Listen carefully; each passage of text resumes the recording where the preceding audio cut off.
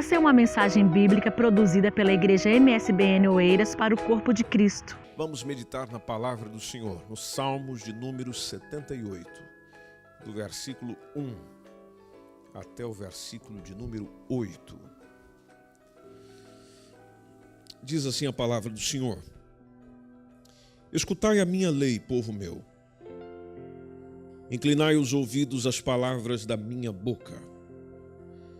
Abrirei a boca numa parábola. Proporei enigmas da antiguidade, os quais temos ouvido e sabido, e nossos pais no-los têm contado.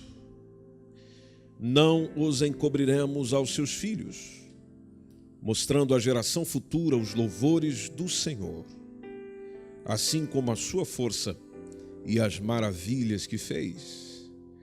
Porque ele estendeu ou estabeleceu um testemunho em Jacó e pôs uma lei em Israel e ordenou aos nossos pais que a fizessem conhecer a seus filhos, para que a geração vindoura a soubesse, e os filhos que nascessem se levantassem e a contassem a seus filhos, para que pusessem em Deus a sua esperança, e se não esquecessem das obras de Deus, mas guardassem os seus mandamentos, e não fossem como seus pais, geração contumaz e rebelde, geração que não regeu o seu coração, e cujo espírito não foi fiel para com Deus. Amém.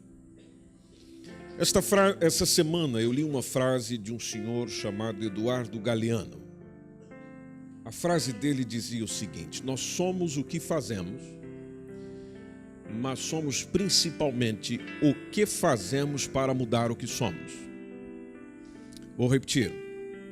Nós somos o que fazemos, mas somos principalmente o que fazemos para mudar o que somos. São as mudanças que trazem mudanças, minha gente. As coisas não serão diferentes se nós continuarmos fazendo as coisas da mesma maneira. São as mudanças que trazem mudanças. É o fazer diferente que faz as coisas serem diferentes. E todos nós temos áreas da nossa vida, precisamente dentro da nossa casa, da qual você utiliza a expressão dizendo: como eu gostaria que as coisas fossem diferentes lá em casa. Querer diferença, todos nós queremos. A única diferença nisso tudo é que poucos de nós mudamos como reflexo da diferença que a gente quer que aconteça. Há diversos conflitos, por exemplo, que nós temos dentro de casa, dentro do nosso lar, dentro da nossa família. E esses conflitos com o outro, esses choques de interesse com o outro, sabendo nós que são situações que precisam ser tratadas, eles acontecem com o outro, chamados de conflitos interpessoais, por causa dos conflitos que acontecem dentro de mim, da qual se chama de conflitos intrapessoais. Ou seja, aquilo que acontece dentro de mim reflete no que acontece com o outro. E os conflitos têm muito a ver com o que eu quero. Por isso que existe conflito. O que eu quero, o que você quer. O que nós queremos, o que os outros querem. E o que provoca conflito dentro de nós, ou melhor dizendo, o que provoca o que eu quero, depende a quem eu dou ouvidos. A quem eu escuto. A quem eu dou valor, a qual informação, qual conteúdo que eu realmente considero importante.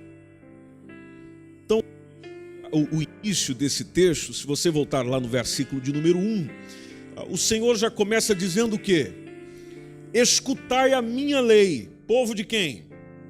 Povo meu. Veja que o Senhor está se dirigindo a quem é dele. E esse convite do Senhor é justamente porque, como diz o Salmo 19:7, a lei do Senhor ela é perfeita. Então não existe melhor lei, melhor orientação, melhor princípio para eu seguir que não seja o dele. Porque além de ela ser perfeita, conforme diz o salmista, ela refrigera a alma da gente, ela traz alívio, traz sossego, traz bem-estar para a alma. E ainda o texto diz que o testemunho do Senhor é fiel e dá sabedoria para quem?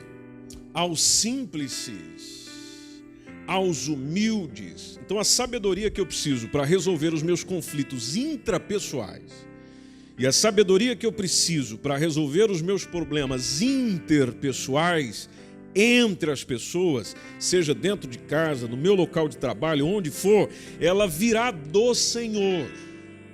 Ela não vem da experiência que eu tenho, apesar de que a experiência que eu tenho pode ajudar muito.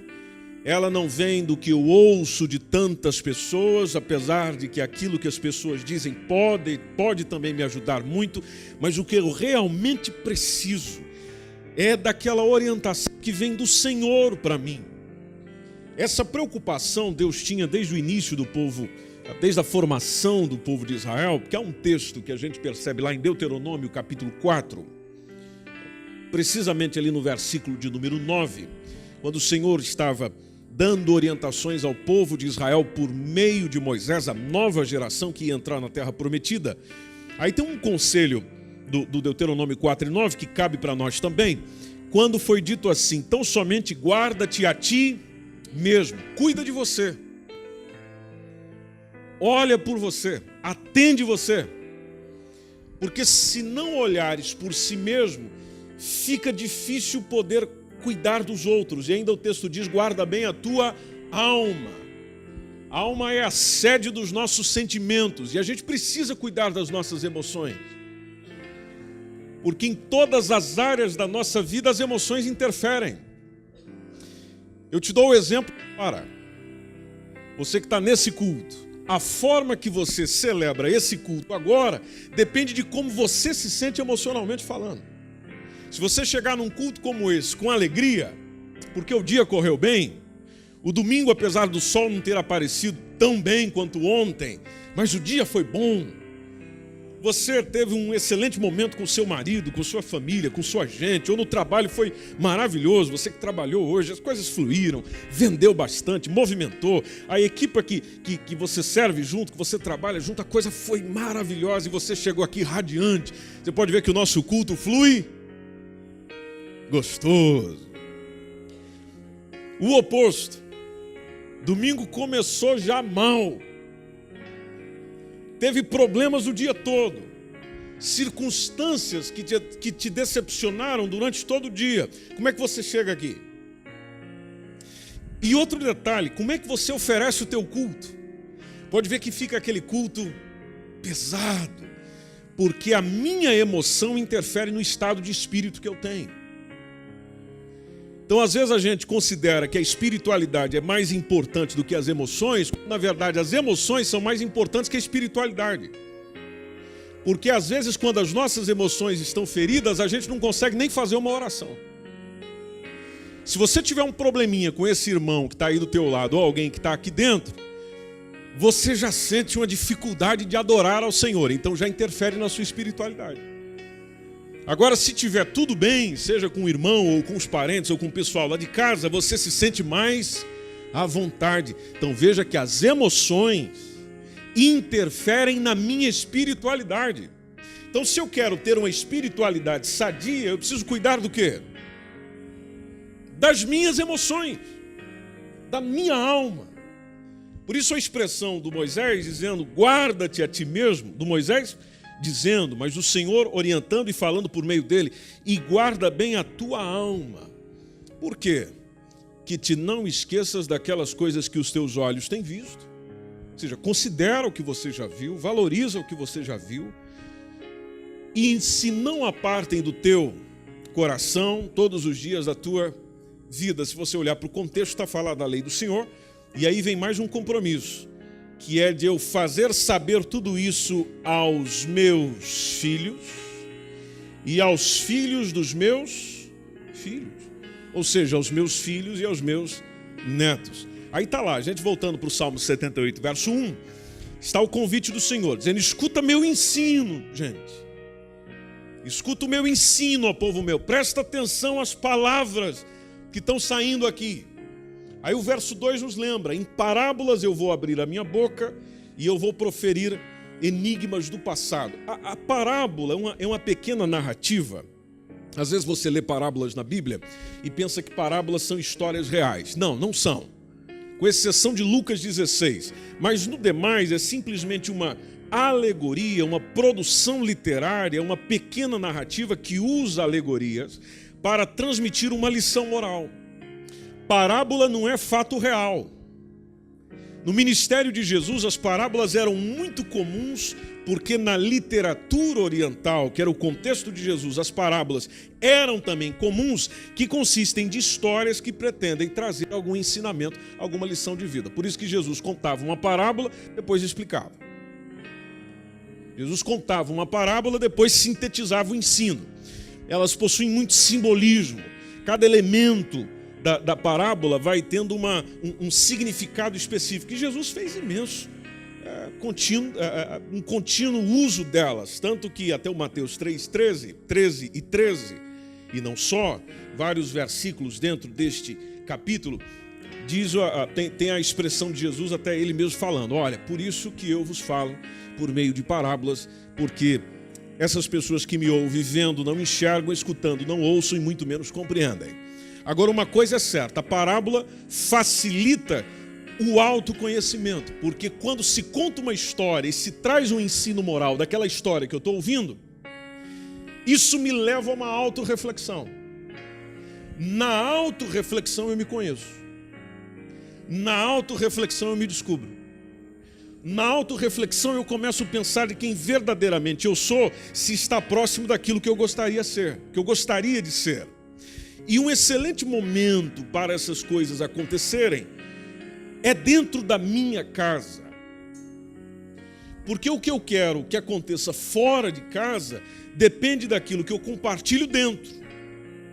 Por isso que o versículo de número 3 do Salmo 78 tem aquela expressão do salmista, que é um cântico, que inclusive vem de Asaf, dizendo: os quais temos ouvido e sabido, e nossos pais nos têm contado. Ou seja, a informação que eu tenho da lei de Deus, a informação que eu tenho da orientação de Deus, eu ouvi de quem? Do professor da escola dominical. A orientação que eu tenho de Deus, eu ouvi de quem? Eu ouvi do pastor da igreja? Não. Para o salmista eu ouvi dos meus pais. Porque os mais importantes conceitos da vida são formados na intimidade do lar. No lar, na minha casa, na sua casa, é que os conceitos mais importantes da vida são ensinados. O caráter é forjado, orientado, formado. E a Bíblia nos auxilia nesse processo. Porque a Bíblia não só nos ensina a viver, ela dá princípios para viver. E princípios são importantes, porque é o princípio que determina o meu princípio. São os princípios que eu tenho que determinam de onde eu arranco. São os princípios que eu tenho que orientam a minha caminhada. Se você observar no Salmo 102, por exemplo, verso 18, o povo de Israel tinha essa consciência muito clara, dizendo: olha, isso se escreverá de geração para geração, e o povo que se criar louvará ao Senhor. Mas veja a primeira parte do texto: isto se escreverá para a geração futura, geração a geração. Veja a importância de transmitir para a próxima geração aquilo que eu tenho como princípio, como valor. E através desse princípio bíblico, os pais vão podendo transmitir aos filhos os preceitos divinos para que esses mesmos filhos jamais esqueçam. Por isso que, voltando no versículo 4 do Salmo 78, está a expressão do salmista dizendo: nós não encobriremos aos filhos. Tudo isso que nós temos aprendido, nós não vamos deixar parar aqui, nós vamos deixar prosseguir. Não os encobriremos aos seus filhos, mostrando à geração futura os louvores do Senhor, assim como mais o que? A sua força e as maravilhas que ele fez. Então, o que é que poderia ser melhor do que adorar a Deus e estudar a sua palavra, de forma em que todos tenham essa mesma consciência da importância, da necessidade, da preciosidade disso? Bom, é fazer isso em família, é fazer isso dentro de casa, é desenvolver isso dentro do meu contexto familiar. Na Bíblia existem diversos pais que estavam conscientes do seu dever. O primeiro deles é o Adão. O Adão, por exemplo, quando os filhos foram oferecer ao Senhor as primícias do seu trabalho, está em Gênesis 4, versículos 3 e 4, eles demonstraram que tinham recebido dos seus pais conceitos, princípios sólidos sobre Deus, sobre o relacionamento com o homem. Então isso significa que Adão e Eva simplesmente desenvolveram nos filhos, e aqui eu vou chamar de culto doméstico, desenvolveram nos filhos com esse culto doméstico de uma forma em que eles aprenderam a cultuar o verdadeiro Deus. Outro exemplo é o caso de Noé. Noé, naquele encontro que ele teve com Deus, que o Senhor ordena, Gênesis 6 e 18, Gênesis 6 e 18, que o Senhor ordena que ele entre na arca, e o Senhor até diz, tu e os teus filhos, e a tua mulher, e as mulheres dos teus filhos contigo. Então, nessa expressão de Deus, a gente pode concluir que se Noé não tivesse ensinado os seus filhos a obedecerem a Deus, eles não teriam entrado na arca com ele. Porque eles teriam se unido à geração do seu tempo, dizendo, o pai está louco. Mas interessante que eles ouviram o que o pai transmitiu, o que Deus transmitiu ao pai, acreditando na relação que Deus tinha com o pai, de forma em que aquilo que Deus lhe falou, nós estamos juntos, nós estamos dentro. Outro exemplo é o Abraão. O próprio Deus, inclusive, dá o testemunho de Abraão. Está lá em Gênesis 18 e 19. Veja que tudo isso em Gênesis, quando diz que, pois eu escolhi você, Abraão, para que ordene aos seus filhos. Olha já o compromisso. Para que ordene aos seus filhos, para que guardem o caminho do Senhor, e deste modo o Senhor realizará para Abraão o que lhe prometeu. Voltando para o Salmo 78 e 5, a expressão do salmista foi, olha, o Senhor estabeleceu um testemunho em Jacó, ele pôs uma lei em Israel, ou seja, nós temos ordem nisso aqui, nós temos princípios nisso aqui, nós temos valores nisso aqui, isso aqui não está desorganizado não, há uma organização que vem do nosso Deus, do nosso Senhor, e lá está a consciência deles no versículo 5, dizendo, ele ordenou aos nossos pais. Não chega a ser opção, chega a ser ordem. Ordenou aos nossos pais que a fizessem conhecer o quê? Aos seus filhos. Isso era tão enraizado nessa gente que os pais de Moisés, por exemplo, o Moisés passou mais tempo sob a influência da cultura egípcia no palácio de Faraó do que propriamente com os seus pais. Só que aquele curto período que ele teve com os pais, que ele tivera na casa paterna, foi suficiente para que a sua fé em Deus fosse plenamente estruturada, edificada e orientada, de forma em que posteriormente, quando ele já está com mais de 40 anos, ele não esqueceu dos seus. Mas foi pouco tempo na casa do pai e da mãe. Foi mais tempo fora, ouvindo sobre outros deuses, do que com o pai e com a mãe, ouvindo sobre o Deus de Israel. Mas lá está o diferencial, é a consciência de, desde pequeno, trazer para aquilo que o Senhor preparou para cada um dos seus filhos, inclusive para os filhos que ele lhe deu. Este exemplo serve para nós no século 21, ou não serve? Hoje as crianças permanecem mais com os de fora, não é assim dentro da tua casa? Permanece mais com os de fora do que com você, do que com os pais. Então o tempo de convívio ali com a família, ele deve ser sabiamente administrado pelos pais para poder imprimir, reforçar valores espirituais que são indispensáveis à vida dos seus filhos. Por isso que no Salmo 78 e 6,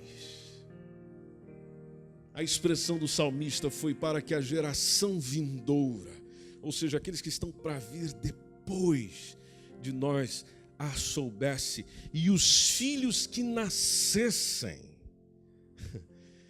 visão de futuro, e os filhos que nascessem se levantassem e a contassem para quem? para os seus filhos. E assim vai aquele ciclo contínuo. Por isso que o versículo 7 mostra o propósito de tudo isso.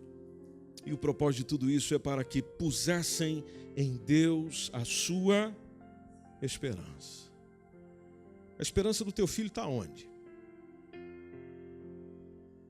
A esperança da tua filha está em quem? Hoje, vendo uma reportagem da SIC, tem uma série argentina, Luna, não sei o que, Soy Luna. Aí a repórter, ou o repórter, não lembro se era um homem ou uma mulher, entrevistou as crianças. O que essa série significa para você? O que a personagem significa para você? Aí surpreendeu a resposta de uma menina. A menina falou, porque ela me ajuda a encontrar, pronto, da expressão dela como criança, a encontrar com os meus desafios. Engraçado, a personagem de uma série, que é uma mentira, ou não é? É uma mentira, porque série é uma produção de televisão, dá mais esperança para uma criança do que aquilo que é verdade. Ela se esconde, ou melhor, não teria o aspecto de esconder, ela se deixa mergulhar, aprofundar numa mentira para ver se encontra algum fundamento de verdade para enfrentar a vida. Na sua casa, se o repórter chegasse e fizesse a pergunta para os teus filhos, as tuas filhas, a esperança deles é quem? É voltada para quem?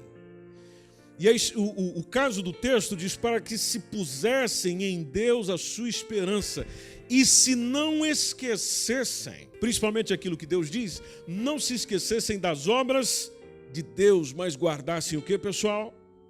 Seus mandamentos. Há um jovem pastor no Novo Testamento, é citado o nome dele, inclusive 2 cartas foram escritas para ele, que é o Timóteo. E o jovem Timóteo, na carta que o apóstolo Paulo escreveu para ele, faz inclusive da citação da mãe e da avó, a Eunice e Loide.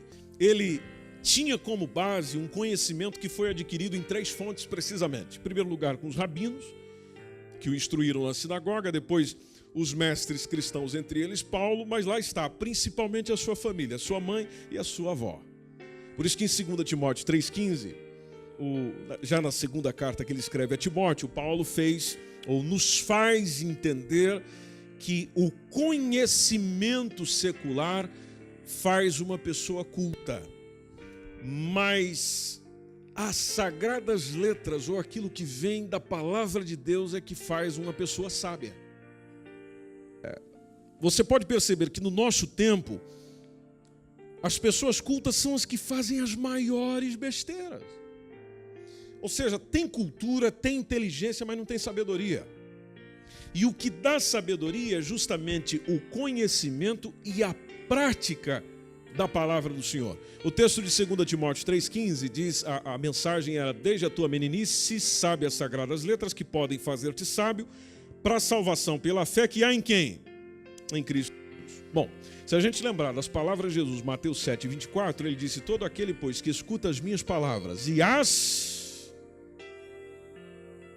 pratica. Ele disse que essa pessoa é assemelhada a um homem prudente, pessoa prudente, pessoa sábia, que edifica a sua casa sobre a rocha. E se a gente for para o livro de Jó, precisamente Jó 15:18, o Jó 15:18, que o sábio repete a sabedoria recebida do seu pai. Então veja a influência que você, pai, você, mãe, tem na vida dos seus filhos. Quando ele diz lá que os sábios anunciaram e que ouviram de seus pais e não ocultaram. Ou seja, eu não oculto aquilo que eu recebi. O que eu recebi é o que eu repasso. O anseio do sábio, por exemplo, é chegar à velhice com condições de ensinar a outros. Porque ele sabe a importância que isso tem. O Salmo 71:18 tem uma expressão interessante quando fala disso, porque dentro do hino do Salmo 71 está dizendo, agora também quando eu estou velho e de cabelos brancos, não me desampares, ó Deus. Esse aqui é o Salmo do velho, né? Até que tenha anunciado a tua força a essa geração. Olha a intenção do salmista: até que eu tenha anunciado a tua força a essa geração. A minha preocupação é anunciar a essa geração, é transmitir o conhecimento, é repassar o conhecimento. E ainda acrescenta: todo o poder e o teu poder a todos os vindouros, ou seja, para aqueles que estão vindo aí. Quando se olha para Eunice no Novo Testamento, a Eunice é lembrada como a mamãe piedosa, dedicada à instrução espiritual do seu filhão Timóteo, e é um modelo para todas as mamães e para todos nós. Então, às vezes, as coisas vão indo mal por opção, não por falta de recomendação. Às vezes as coisas vão mal por opção da gente, não é por falta de recomendação. Deuteronômio capítulo 5, versículo 29, a palavra do Senhor tem um convite que diz assim: quem dera, olha só o convite do Espírito Santo, quem dera que eles tivessem tal coração que me temessem, que guardassem todos os meus mandamentos todos os dias, para que bem lhes fosse. Para que bem lhes fosse, ou seja, para que tudo fosse bem.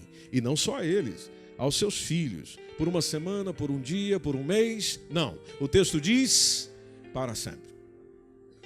Olha o perigo da negligência, minha gente. Quando a gente vai para o livro de Juízes, o livro de Juízes mostra a negligência de um povo quanto à ordenança divina de repassar o conhecimento de Deus aos seus filhos. Porque o livro de Juízes conta resumidamente a história do período entre a morte de Josué e o início da monarquia de Israel, um total de mais de 3 séculos. E se você observar, por exemplo, Juízes 2 e 10, o texto diz que foi congregada toda aquela geração aos seus pais, e a outra geração, olha, aqui está falando dos jovens, a outra geração após eles se levantou. Só que o que acontecia? Essa nova geração não conhecia o Senhor. Bom, se não conhece, é porque não foi repassado. Não conhecia o Senhor, nem tampouco a obra que fizera a Israel. Ou seja, todas aquelas recomendações que a gente já leu de Deuteronômio foram desconsideradas pelo povo de Israel. E diversas vezes você vai encontrar em Juízes, aí mesmo, mais à frente, capítulo 21, verso 25, capítulo 17, verso 6, capítulo 18, verso 1, capítulo 19, também o versículo 1, logo no início do capítulo, há uma expressão que é comum no livro de Juízes, quando diz: naqueles dias não havia rei em Israel, e cada um fazia. É aqui onde está complicado. Cada um fazia conforme o que achava mais reto. Tenta o 21 e 25, tá isso? Naqueles dias não havia rei em Israel, cada um fazia o que achava mais reto. Bom, fazer o que cada um acha mais reto se chama relativismo. Relativismo é viver segundo o que eu acho que é, o que eu penso que deve ser. E relativismo dá uma confusão contínua. Aí o povo de Israel foi só sofrendo. Se você observar o capítulo 2, versículo 19, aí no livro de Juízes, diz que falecia um juiz, o povo se corrompia ainda mais do que os seus pais, iam andando após outros deuses, servindo e encurvando-se a outros deuses, nada deixavam das suas obras, não deixavam o seu duro caminho. Depois, essa semana, você pode ler no capítulo 19 até o capítulo 21, onde tem um dos relatos mais tristes de toda a história de Israel, da história bíblica, se assim podemos dizer, com a depravação que chegou. Tem até um caso de estupro lá. Estupro coletivo, meu irmão. Aí você fica pensando, mas quem fez isso? De fora da igreja? Não, pessoal de dentro, da tribo de Israel. Mas por que tudo isso? Por falta dessa transmissão de conhecimento para a geração futura. Teve estupro, teve homicídio. Como resultado, quase que a tribo de Benjamim foi exterminada. Quase que o negócio foi tudo abaixo. Por falta de quê? Falta de transmissão do conhecimento à geração futura. Porque como os pais não fizeram a sua parte, então o que é que aconteceu? A geração fazia conforme achava que deveria fazer. Adicionando que não tinha rei para colocar a ordem no negócio, então a coisa se tornou uma anarquia. Eu sei que você tem sonhos para sua família, para sua casa, e você pode sonhar com aquilo que você quiser. Você pode ser o que você quer ser, porque você possui apenas uma vida e naturalmente deve aproveitá-la, porque só tem uma chance para isso. Você pode fazer o que você quiser fazer, mas uma boa coisa, uma boa recomendação é de quando a palavra de Deus orienta os nossos passos dizendo, olha, é o seguinte, o Senhor tem boas coisas para você, Deus tem boas orientações para você. Pega essas orientações, traz para a tua vida, mas não deixa só com você não, vai passando para a geração futura, vai passando para a tua casa, vai passando para os teus filhos, vai passando para a tua descendência.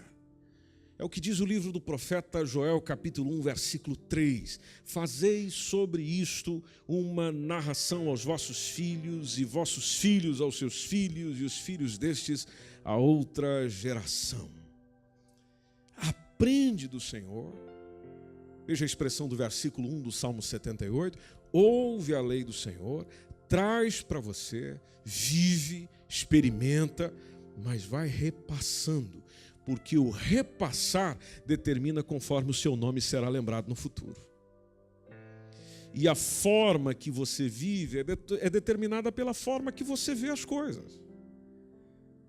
As perspectivas que você tem é fruto de perspectiva que você aprendeu de alguém.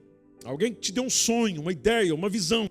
E o que é aprendido no seu lar como virtude, os filhos desejarão também obter na sua vida. Então, naturalmente, uma das coisas que mais o ser humano quer é menos problemas para resolver amanhã. Bom, se você quer menos problemas para resolver amanhã, então resolva agora o que pode vir a ser um problema. Invista mais na prevenção do que na solução. Invista mais tentando evitar o que você não quer, para que amanhã você não passe o teu futuro consertando o teu passado. E a palavra de Deus dá conselho para isso o tempo todo. Faça assim, faça dessa forma, oriente assim, oriente dessa forma. Por isso que o Salmo 78:7, voltando lá no Salmo 78, diz que é melhor investir recursos na prevenção do que na solução, porque a ideia deles era, transmitindo isso aos nossos filhos, o que nós estamos fazendo? Para que pusessem em Deus a sua esperança e não se esquecessem. E não se esquecessem das obras de Deus, mas guardassem seus mandamentos e não fosse como a geração passada que não foi fiel para com Deus. Veja o que diz o versículo 8. Não fossem como seus pais, geração quanto mais rebelde, geração que não regeu o seu coração, cujo espírito não foi fiel para com Deus. Então, se hoje existem filhos de crentes que não reconhecem o poder e a soberania do Senhor, isso se deve à negligência dos pais em relação às Escrituras Sagradas. E Deus exige. Não estou te passando opção. Se você serve a Deus e Deus é alguma coisa para você, então Ele exige que você cuide da formação espiritual dos seus filhos.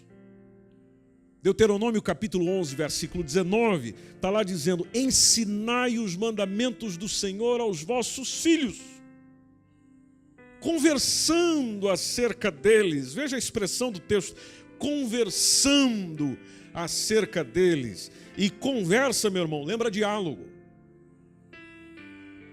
Conversa não é monólogo. Conversa não é onde só um fala. É diálogo. É dialogar com os seus sobre os mandamentos do Senhor, a palavra do Senhor, as promessas do Senhor, porque tem pai e mãe que não gostam de dialogar. E é natural que a gente não goste de dialogar ou não queira dialogar assunto que a gente não domina. Bom, se você não domina, estude. Se não domina, vá aprender.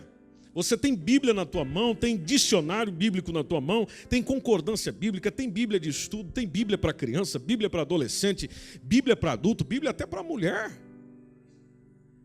Bíblia até para adolescente menina.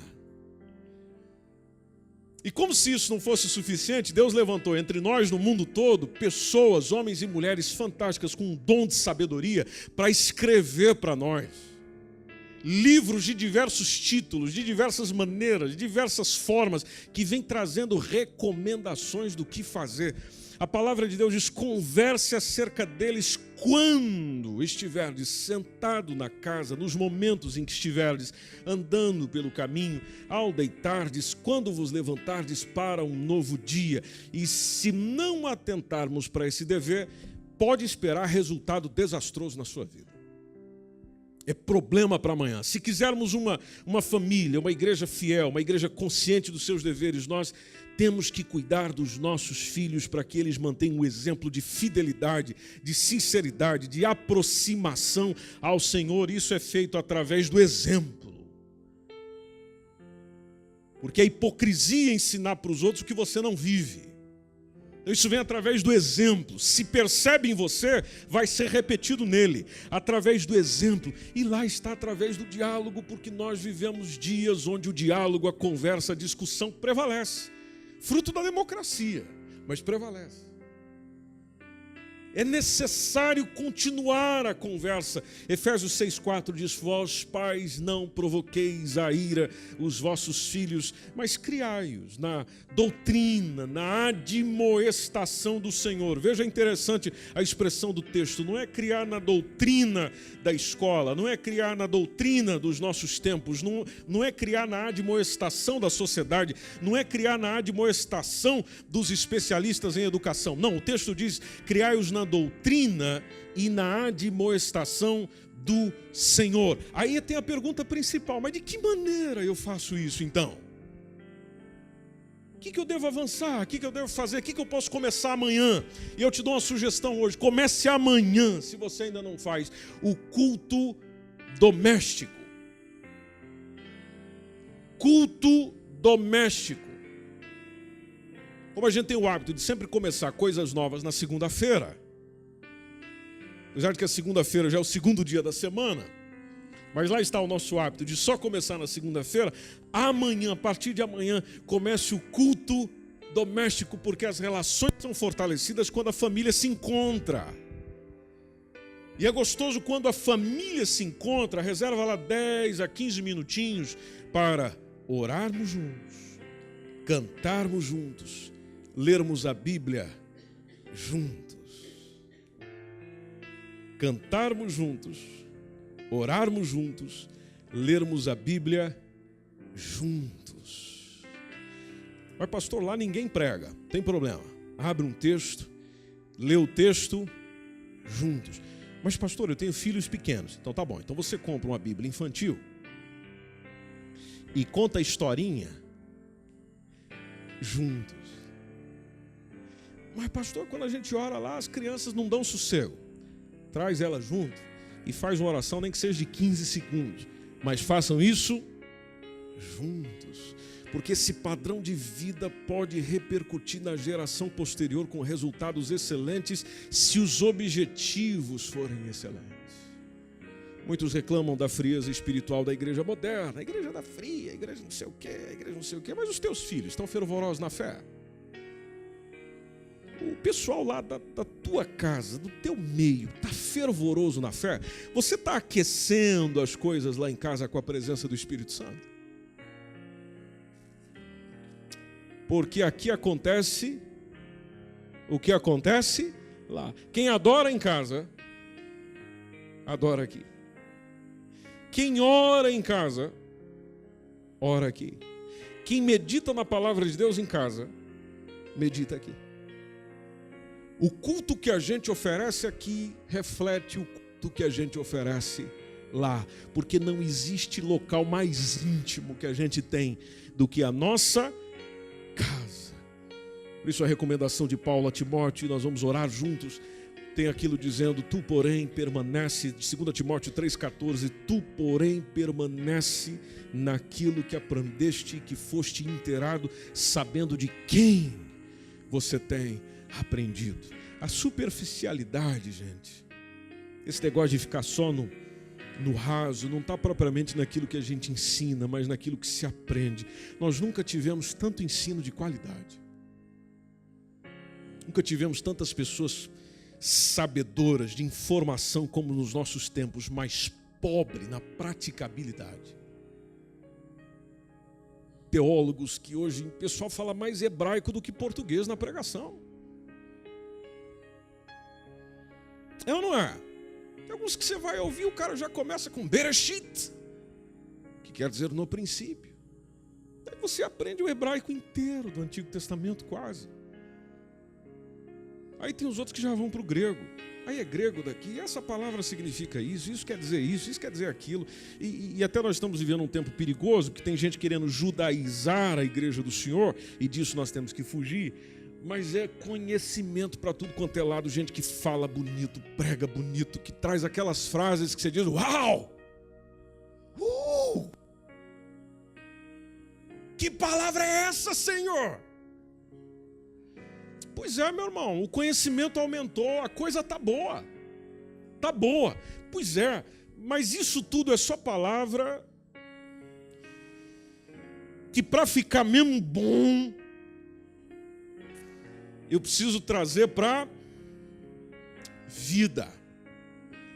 Para o meu dia a dia, para a minha segunda, para a minha semana, terça, quarta, eu preciso trazer para cá. Aí é que você vai ver se essa palavra realmente é boa, se essa palavra realmente faz efeito. E o Senhor nos ensina não para a gente saber apenas, mas para viver. Por isso nós vamos orar mais uma vez. Essa semana a gente tem orado o tempo todo pela família. Mas como oração nunca é demais, nós vamos orar mais uma vez pela nossa casa, pelos nossos pais, pelos nossos filhos, pelo seu marido, pela sua esposa, pela sua gente. Para que todos esses princípios que a palavra de Deus tem não fiquem apenas na teoria das pregações, mas fiquem na vivência das nossas realizações. Todo dia, em todo tempo. O Espírito Santo quer nos ajudar, gente. A pergunta é, você quer ajuda? Você quer ajuda? Essa é a pergunta. Se você quer, esteja em pé em nome de Jesus. Pastor, o que eu faço lá no culto doméstico? Muito simples. Chama a tua gente, preferivelmente antes de dormir. Desliga aquela televisão. Desconecta um pouquinho daquele telemóvel. Fala, pessoal, vem cá, filhos, vem cá. Vamos cantar aquele hino com aquela voz de canário que a gente tem. Nem que seja bom estarmos aqui louvando a Deus. Nem que seja em espírito e em verdade. Aqueles corinhos que estão mais velhos do que... É o que você sabe. Mas eu canto desafinado. Pois é. Ainda bem que Deus não olha para essa afinação sua. Desde que seja feito com sinceridade. Depois que nós cantar, o que a gente faz? Abre um texto bíblico. Abre aí, filho. Lê para a gente. Se for alguém que já lê para nós. Cada um vai ler um texto. Leram? Amém. Quem tem pedidos de oração aqui? Mas dá para fazer isso lá em casa? Claro que dá, ué.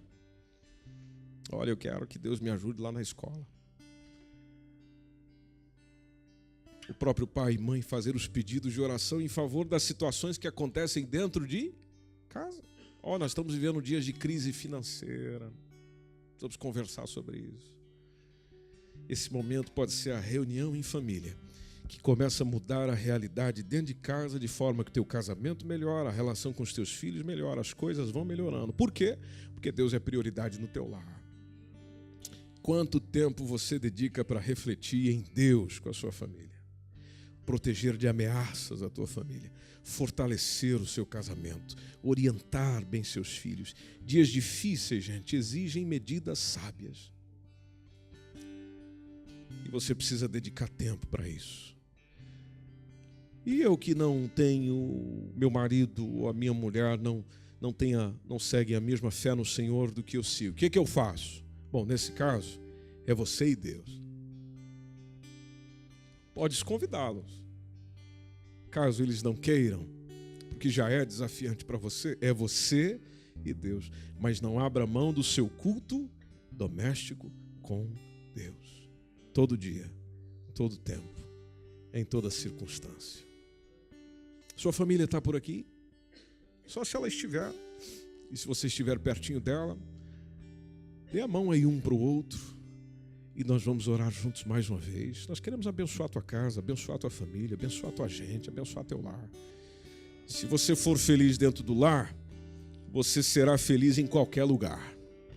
Se você tiver paz dentro do lar, você terá paz em qualquer lugar. Se você tiver gozo dentro do lar, você terá gozo em qualquer lugar. Se alguém da sua família não está aqui, não se sinta desprezado de forma alguma.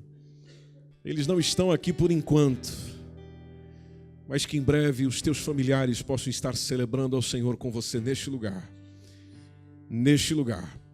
Se você ainda não tem alguém com quem compartilhar a vida, por que não aproveitar esse momento para pedir: Senhor, olha para mim, sonde, Senhor, as minhas necessidades, e nesse tempo responde-me conforme a tua vontade e o teu querer. Oremos juntos, meus irmãos. Não deixa eu orar sozinho, não. Levanta a sua voz junto com a tua casa e vamos orar juntos em nome do Senhor. Papai Celestial, mais uma vez, nós como a tua igreja, teus filhos, tua gente, estamos juntos clamando em família, Senhor.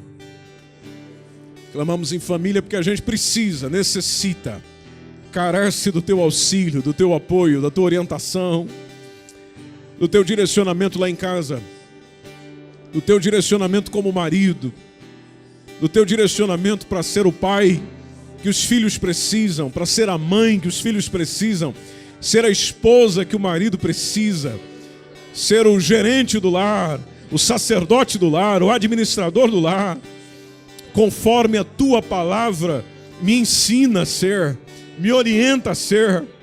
Ajude os homens que estão reunidos aqui, Senhor. Ajude as mulheres que estão reunidas aqui, Jesus. Ajude os filhos.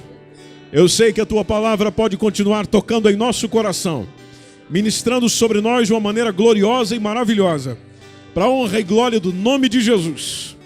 Que a nossa casa, o nosso ambiente, o nosso lar sirva para honrar e glorificar o teu nome, e a excelência do Senhor reine sobre nós, dentro de casa. Reinando dentro de casa, reinará na nossa vida, no nosso trabalho, nas nossas experiências, na nossa existência e na nossa vivência. Ajude a todos aqueles, Senhor, que nesse instante oram juntos por isso e pedem pelo Senhor, ao Senhor, para que os auxilie neste processo, em o nome de Jesus, em o nome de Jesus. Amém. Amém, aleluia. Se estiver pertinho, já vale aquele abraço, né? E dizer: vamos seguir juntos, vamos em frente, vamos confiante. Aleluia. Essa foi uma mensagem bíblica produzida pela Igreja MSBN Oeiras ao Corpo de Cristo. Siga-nos nas nossas redes sociais, Facebook e Instagram. Subscreva o nosso podcast e o canal no YouTube. Saiba mais em msbnportugal.com.